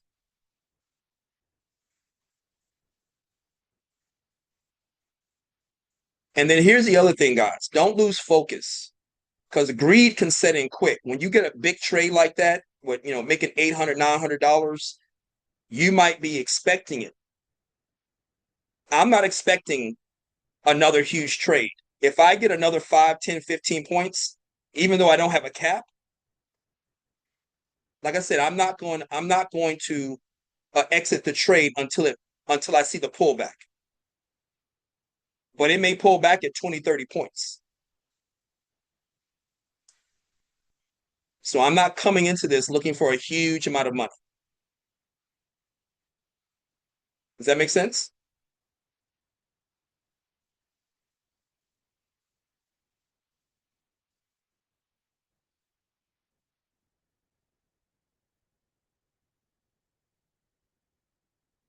Most people make big money and they either get back in out of greed because they want to make more, or they get back in to revenge trade because they lost. So I need you to recognize that when you do get back into the markets. We're trading house money. There's no rush.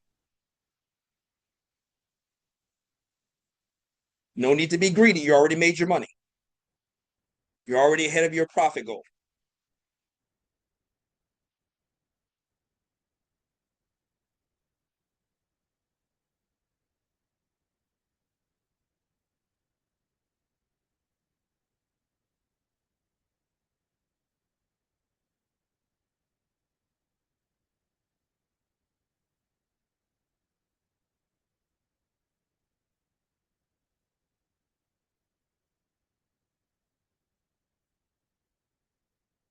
And I got to be honest, I love to see that as well.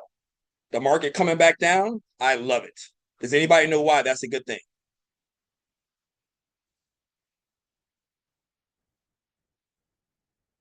So you have more room. There you go. Like It's to go the out. institutions are setting up the position. If they want that market to rally at 9:30, they're going to bring the market down before.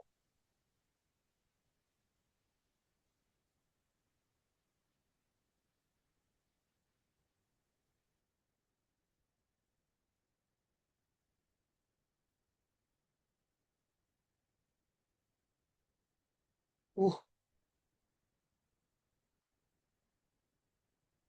Still got another 10 minutes. And I want you to notice that I'm not putting my entry around the price action. I'm not trying to get into the trade because this market may bottom out at 9:30. I don't know. And that goes back to what I was saying is that don't assume that the 8:30 is going to give you the 9:30. Nope. Give yourself that spread, give yourself that level of protection. That way you may never get in the trade. But I know a lot of people will just get in at market order or they'll put their entry in real close to price action. And now they're stuck in the trade.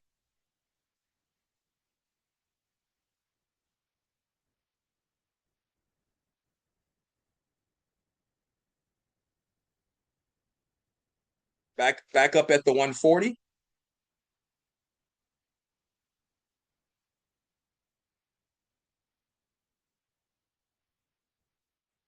The ideal setup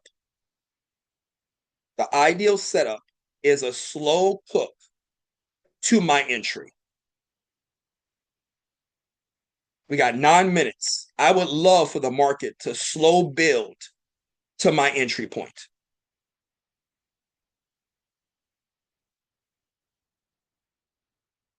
I don't mind pullbacks, but that's what I would like to see. Let it slow build to that 69.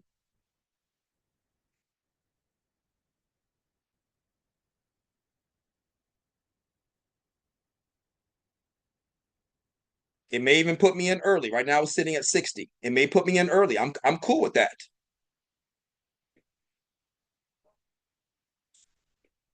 That's the ideal setup. Let it build into your entry.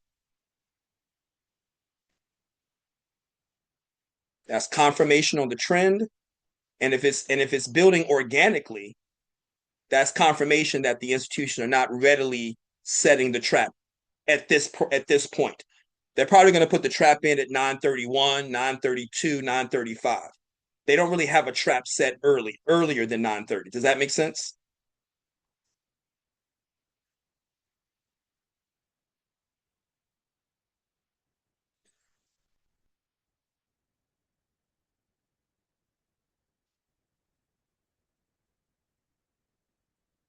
So they're just letting the markets cook.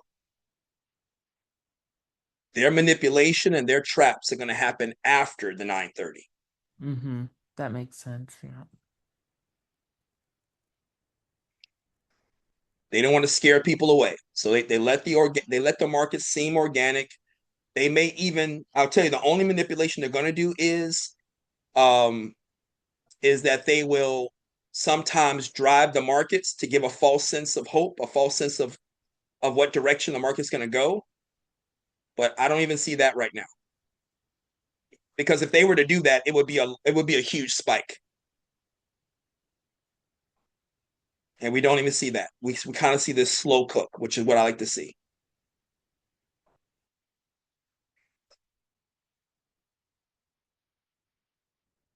9:23. We got another 7 minutes. Let it cook, baby. Come on. Love that. It's gonna just ease right into the garage.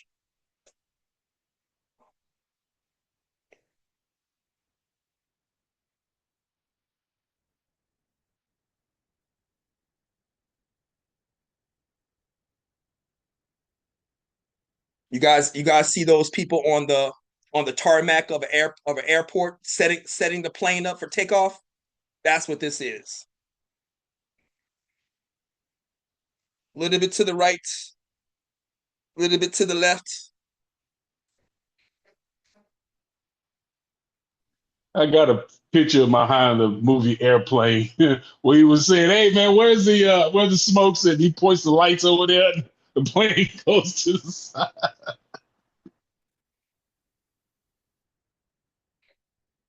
That movie is iconic, man.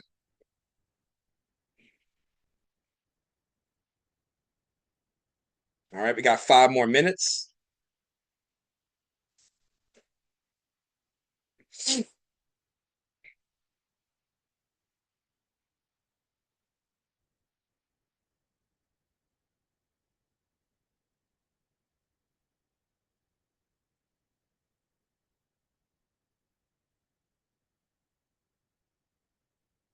You know what? I'm going to watch the Airplane because a lot of the stuff that we're in is the Airplane. Because Trump is the crazy guy. What's his name? I picked the wrong time to stop snorting glue. And he was the commander in charge. I tell you a video that I saw, and if I find it again, I'll post it in the student room. But there was a woman on TikTok about 2 days ago, and she said the same thing that I said, that Trump might be terminal. She saw the same signs. Because we already know about, he's been talking about heaven and God and all this other kind of stuff. But here's the point she made. He's setting up legacy while he's still alive. He's building a ballroom. I don't know if you guys know this, they're tearing down a piece of the White House. I saw that yesterday. Yeah. I couldn't believe that. I'm like, Yep. what? The East Wing. Yep, and they tore down the garden of the Kennedy. Who's the Kennedy wife? Oh, Jacqueline. The garden that Jacqueline planted, gone. Wow. That's supposed to be the people's house, okay? You got it. But he wants to, and then the way that he described it, he never tells you the truth. The way that he described it was, it's minimum. We're just going to add something on, but they're literally demolishing pieces of the White House. You can see it plainly on the video. But they're going to create a ballroom, and they're going to name it after Trump. Remember the coin? He's trying to name a coin after himself. So he's literally trying to put in legacy.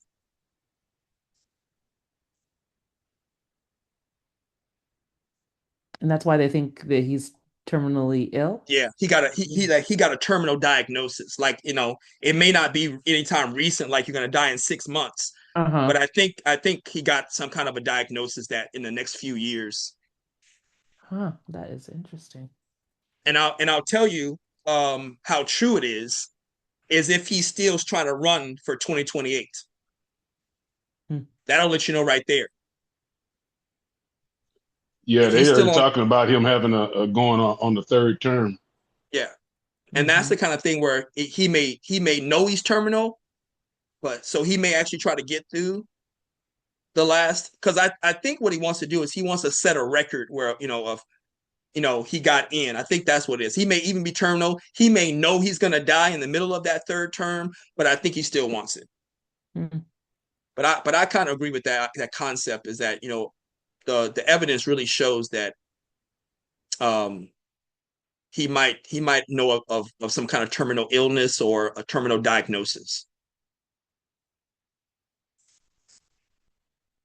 You guys do know that he wears diapers, right? No. Aaron, how would you know this? Oh my gosh. Oh, just look at him.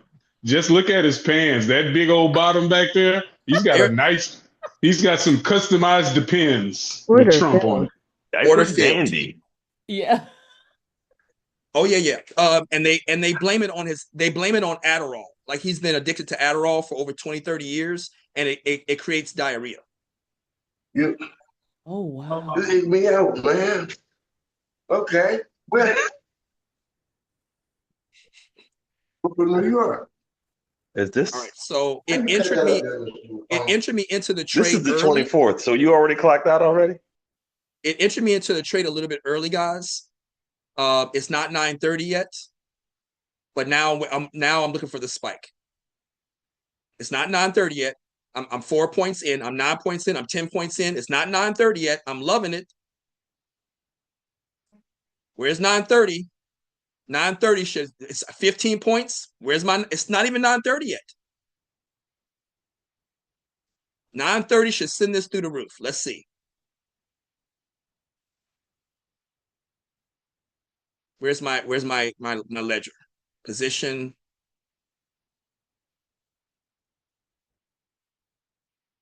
There's 9:30. Let's see.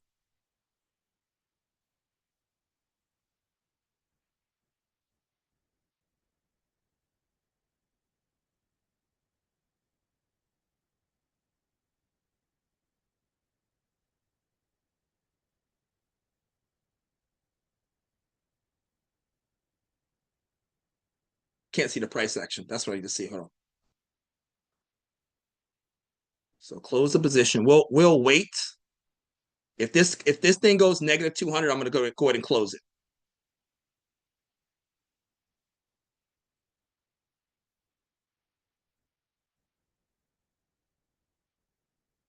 Order filled.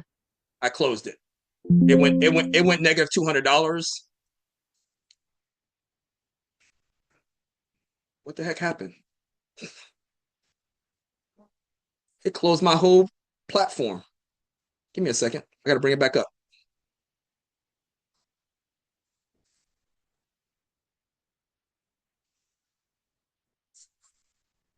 Wasn't trying to close it. I was just trying to close the trade.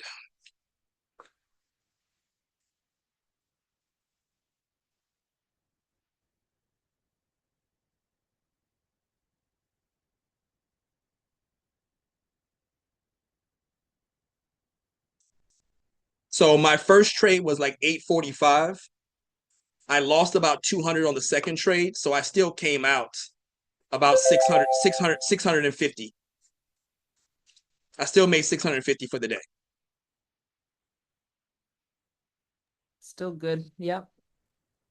Still good. But I guess that's when you trade with the house money, you know what I mean? You don't feel like, hey, it's just like you Yeah. still I'm good. profited really well. Yeah, so. I used their money to try to make money. It didn't work, no problem.